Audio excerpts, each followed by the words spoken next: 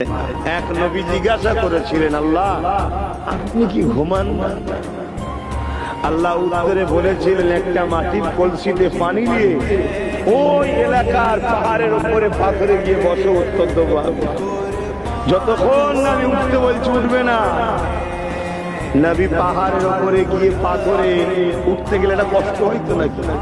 এই ক্লান্ত করে গিয়ে মাটির ভাড়ে পানি দিয়ে বসে আছে, আল্লাহ ঠান্ডা হাওয়া দিচ্ছে।